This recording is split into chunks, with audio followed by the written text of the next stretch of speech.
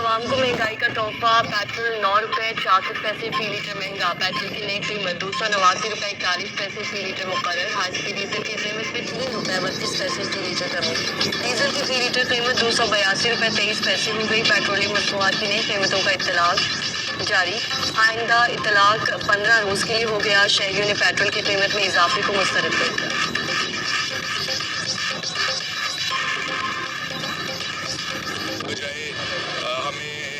Accommodate करने के government जो है वो हमारे साथ और नाजायज़ चीज़ें क्रिएट कर रही है और फ्यूल महंगा कर रही है, चीज़ें महंगी कर रही है। बजाय सस्ती करने के पेट्रोल महंगा होता है तो उसके साथ फिर बाकी सब चीज़ें भी महंगी होती हैं, क्योंकि ऑफ कोर्स वो सारी ट्रांसपोर्टेशन पे सारा इस्तेमाल होता है।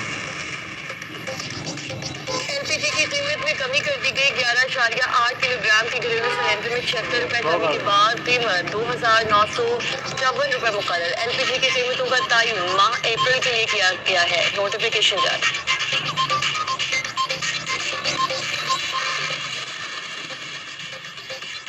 पाकिस्तान अमेरिका के साथ ताल्लुकात को कलीदी अहमियत देता है। दोनों मुल्क तवानाई, मौसमियाती तब्दीली, ज़राअत, सेहत और तालीम के शोबे में मिलकर काम कर रहे हैं। दोनों मुल्कों के दरमियान तवानाई के शोबे और ग्रीन अलायंस इक़दाम में ताउन को शामिल है। पाकिस्तान अमेरिका के साथ आलमी अमन सलामती और खित्ते की तरक्की खुशहाली के मुश्तरका हदफ के हुसूल के लिए काम करने का ख्वाहा है। वज़ीर आज़म शहबाज शरीफ ने अमेरिकी सदर जो बाइडन के खत का जवाब दे दिया।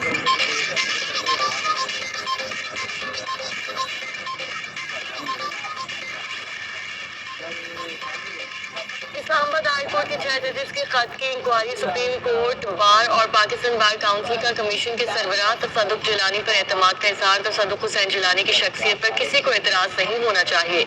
सुप्रीम कोर्ट बार का एलामिया वकला बरादरी अदलिया के साथ खड़ी है। एक सियासी जमात की जानिब से चीफ जस्टिस के मुस्ताफी होने के मुतालबे को मुस्तरद करते हैं। पाकिस्तान बार काउंसिल का असम Peshawar high court bar, KP bar council, Abbottabad bar council, Punjab bar council, Multan high court bar और बहावलपुर हाई कोर्ट बार ने भी सुप्रीम सरबराह इंक्वायरी कमीशन तसद्दुक़ जिलानी पर भरपूर एतमाद का इजहार किया है।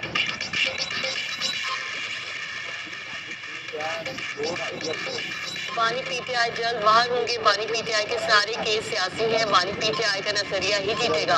अदलिया की आज़ादी लाजिम है। Chairman PTI barrister Gauhar Ali Khan का पेशावर में रैली से खिताब। ईद के बाद निजामत होगी, इनकलाब होगा। बानी पीटीआई की रिहाई के लिए सड़कों पर निकलेंगे। मुल्क पर काबिज टोला ने अदलिया की आज़ादी और बानी पीटीआई की रिहाई छीनी।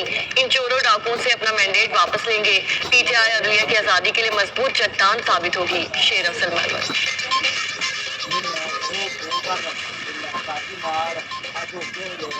हुकूमत ने तमाम वजारतों के लिए अहदाफ मुकर्रर कर दिए। कमर्शियल बैंक के साथ पीआईए के मामला खुशूबी से तय पा गए। पीआईए की निजकारी का अमल तेजी से जारी है। वज़ीर आज़म ने वजारतों को IMF अहदाफ पूरा करने का हदफ दिया है। वज़ीर खजाना को कर्जों की रिस्ट्रक्चरिंग और महंगाई में कमी लाने का हदफ दिया है। वजारत तिजारत को खसारे में कमी का टारगेट दिया गया। वजारत दाखिला को गैर कानूनी असलहे के खिलाफ क्रैकडाउन का हदफ दिया गया। खुद एहतसाबी का भी निज़ाम वज़ी किया गया है। FBR की डिजिटाइजेशन होगी। बिला वजह चलने वाली और दूसरे इदारों में जम करेंगे। वज़ीर आज़म को दूसरों से काम लेना आता है। वज़ीर इत्तलात अताउल्लाह तारड़ की न्यूज़ कॉन्फ्रेंस।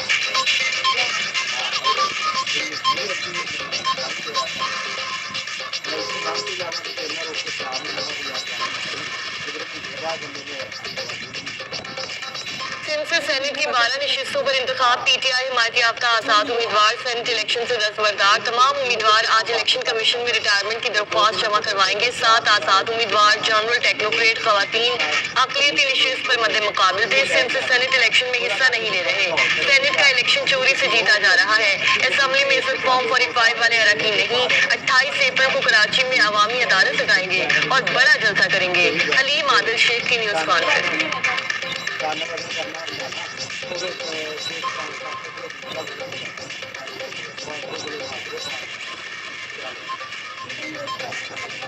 सेनेट की 48 खाली नशिस्तों में से 18 पर उम्मीदवार बिला मुकाबला मुंतखब। बाकी 30 नशिस्तों पर इंतखाब कल होगा। खैबर पख्तूनख्वा की 11 नशिस्तों पर सेनेट इंतखाब खतरात में 2-4। सूबाई हुकूमत मखसूस नशिस्तों पर मुंतखब अरकान से हल्फ न लेने पर बदस्तूर बज़द।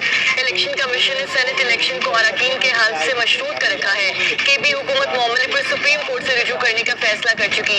इलेक्शन कमीशन ने उम्मीदवारों की हतमी फहरिस्त जारी कर दी। सेनेट की खाली 30 नशिस्तों نشستوں کے لیے 59 امیدوار میدان میں۔ سندھ کی 12، خیبر پختونخوا 11، پنجاب 5 اور اسلام آباد کی 2 نشستوں پر مقابلہ ہوگا۔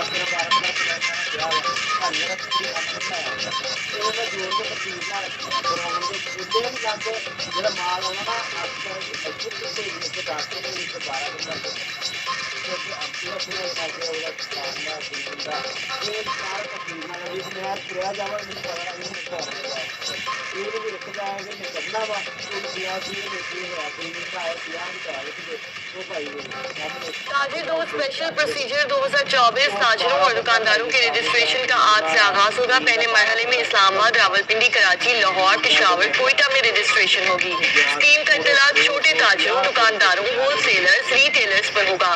تاجر اور دکاندار سالانہ ایڈوانس ٹیکس انکم کم از کم 1200 روپے ادا کریں گے۔ FBR نے ہفتہ کے روز تاجر دو اسپیشل پروسیجر 2024 کا نوٹیفیکیشن جاری کیا تھا۔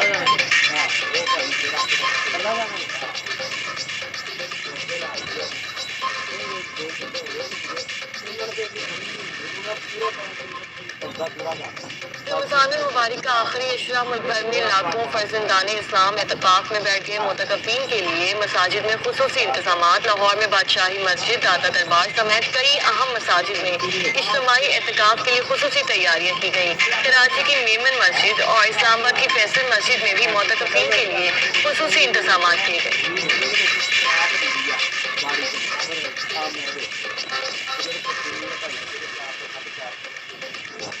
ترکی کے بلدیاتی انتخابات میں صدر طیب ایردوان کی جماعت کو بڑا دھچکا۔ انقرہ اور استنبول سمیت 47 شہروں میں PHP کو برتری حاصل ہو گئی۔ حکمران جماعت AK پارٹی کو 23 شہروں میں برتری۔ انقرہ میں اپوزیشن کے میئر منصور یاواش کی جیت کا جشن منانے ہزاروں شہری سڑکوں پر آ گئے۔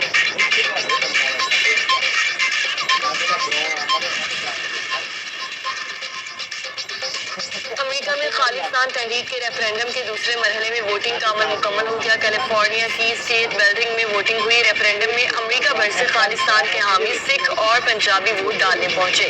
شہر بھر میں خالصتان تحریک کے پوسٹرز اور بینرز آویزاں۔ سکھ سرداروں کے خالصتان کے حق میں نعرے بازی۔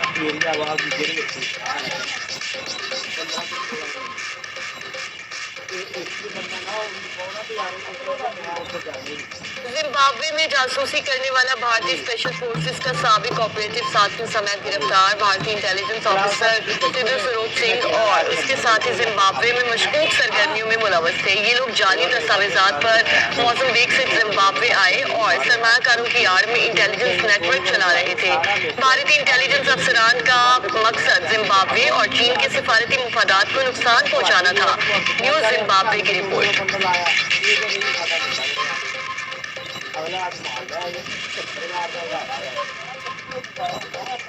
امریکی صدر جو بائیڈن نے دعویٰ کیا ہے کہ عرب ریاستیں اسرائیل کو بطور ریاست قبول کرنے کے لیے تیار ہیں۔ سعودی عرب، مصر، اردن اور قطر سمیت تمام عرب ممالک سے اسرائیل کے حوالے سے رابطے میں ہیں۔ موجودہ حالات میں اسرائیل کا وجود خطرے میں پڑ گیا ہے۔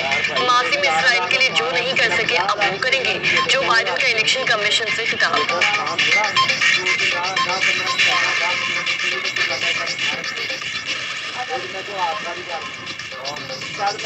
امریکی رکنی کانگریس ٹم والبرگ غزہ جنگ میں جلتی پر تیل چھڑکنے لگے۔ کہتے ہیں غزہ کو ناگاساکی اور ہیروشیما کی طرح تباہی کی مثال بنا دینا چاہیے۔ امریکہ اسرائیل کا واحد مخلص دوست ہے۔ غزہ کے خاتمے کے لیے امریکہ کو اسرائیل کی امداد پر توجہ دینا ہوگی۔ ریپبلکن رہنما ٹم والبرگ کا آڈیو بیان۔ غزہ میں اسرائیلی بربریت تھم نہ سکی۔ تازہ حملوں میں مزید 47 فلسطینی شہید، درجنوں زخمی ہو گئے۔ الشفا اسپتال کے 13 روز سے جاری محاصرے میں 400 افراد شہید ہو چکے۔ امداد کے منتظر مزید 5 فلسطینی گولیوں کا نشانہ بن گئے۔ اسرائیلی فوج نے غزہ کے ساحل پر 2 فلسطینیوں کو شہید کر کے لاشوں کو بلڈوزر سے کچرے کے ڈھیر میں دبا دیا۔ شہداء کی تعداد 32,782 ہو گئی۔ 75,298 زخمی ہوئے۔ غزہ میں جنگ بندی کے لیے چین بھی میدان میں آ گیا۔ چینی سفارتکار کا مصر، فلسطین، اسرائیل اور قطر کا دورہ۔ وانگ کی چان نے عرب لیگ اور حماس کے عہدیداروں سے بھی ملاقات کی۔ غزہ تنازع کے خاتمے کے لیے کوششیں جاری رکھیں گے، چینی سفارتکار کی یقین دہانی۔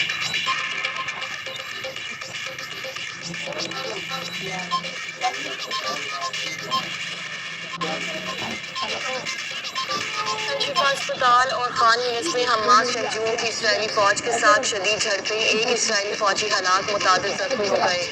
ہلاک ہونے والا اسرائیلی فوجی سوار ول ایکوس کمانڈو یونٹ کا حصہ تھا۔ اسرائیلی فوج کی تصدیق۔ القسام بریگیڈز کے کمانڈر ان چیف کا اسرائیلی فوج کو بڑی جنگ کے لیے تیار رہنے کا پیغام۔